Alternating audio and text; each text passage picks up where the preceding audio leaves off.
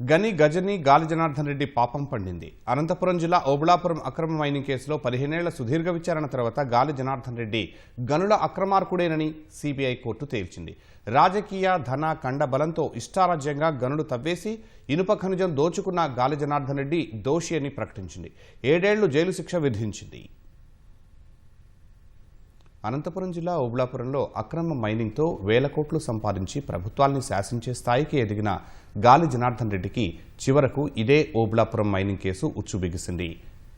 ఓబుళాపురంలో సాగించిన అక్రమాలు నిజమని సిబిఐ కోర్టు తేల్చింది.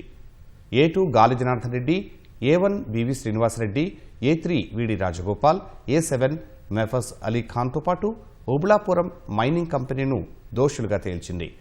గాలి జనార్దన్ రెడ్డికి 7 ఏళ్లు జైలు శిక్ష విధించింది. ఈ కేసులో దోషులుగా తేల్చిన మిగతా ముగ్గురికి 7 ఏళ్లు జైలు శిక్ష ఖరారు చేసింది. ఈ కేసులో అప్పటి గనుల శాఖ మంత్రిగా ఉన్న సబితా ఇంద్రారెడ్డికి ఉపశమనం లభించింది. ఆమెతో పాటు అప్పటి పరిశ్రమల శాఖ కార్యదర్శి కృపానందంను సిబిఐ కోర్టు నిర్దోషులుగా ప్రకటించింది.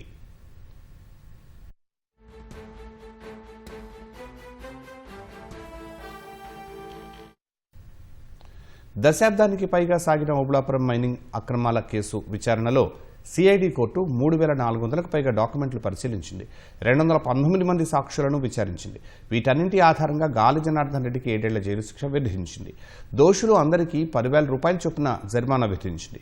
ఓబుళాపురం మైనింగ్ కంపెనీకి ₹1,00,000 చొప్పున 2 లక్షల జరిమానా విధించింది. జరిమానా చెల్లించకపోతే అదనంగా మరో 7 ఏడాది జైలు శిక్ష అనుభవించాల్సి ఉంటుందని కోర్టు స్పష్టం చేసింది.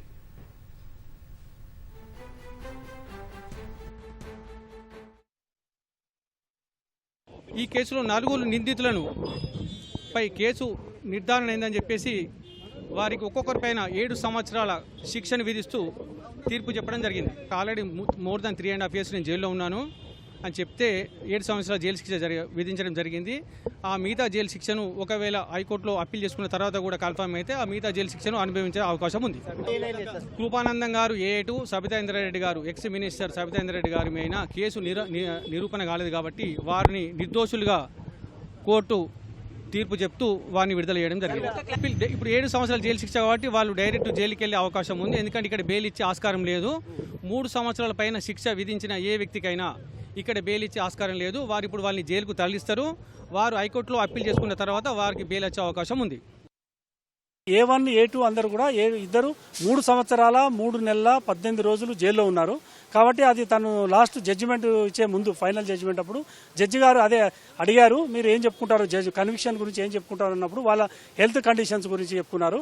అలాగే మేము జైల్లో 3 సంవత్సరాల 3 నెలలు ఉన్నాము కాబట్టి ఆ పీరియడ్ను కూడా కన్సిడర్ చేయండి అని అడిగారు. దానికి కోర్టు వారు స్పందించి, ఎందుకంటే 409లో లైఫ్ సెంటెన్స్ ఉంటుంది కాబట్టి అందులో 7 years మాత్రమే కన్విక్షన్ ఇచ్చారు. అలాగే ఆ 7 yearsలో ఈ 3 సంవత్సరాల పీరియడ్ ఏదైతే జైల్లో ఉన్నారో అది సెట్ ఆఫ్ కూడా ఇచ్చారు. మనకు 3 సంవత్సరాల లోపు పనిష్మెంట్ ఉంటే మాత్రమే మనం ఇక్కడ సస్పెన్షన్ తీసుకునేది ఉండే. కాబట్టి ఆల్రెడీ 7 years ఉంది కాబట్టి సస్పెన్షన్ తీసుకోలేము మనం. కాబట్టి కంపల్సరీ హైకోర్టులో we have to file an appeal and take the bail. Court తీర్పు తర్వాత శిక్ష ఖరారైన 4 నిందితులను పోలీసులు సిఐడి కోర్టు హాల్లోనే అదుపులోకి తీసుకున్నారు. శిక్ష ఖరారు అయినందున 4 నిందితులను పోలీసులు చెర్లపల్లి జైలుకు తరలించనున్నారు.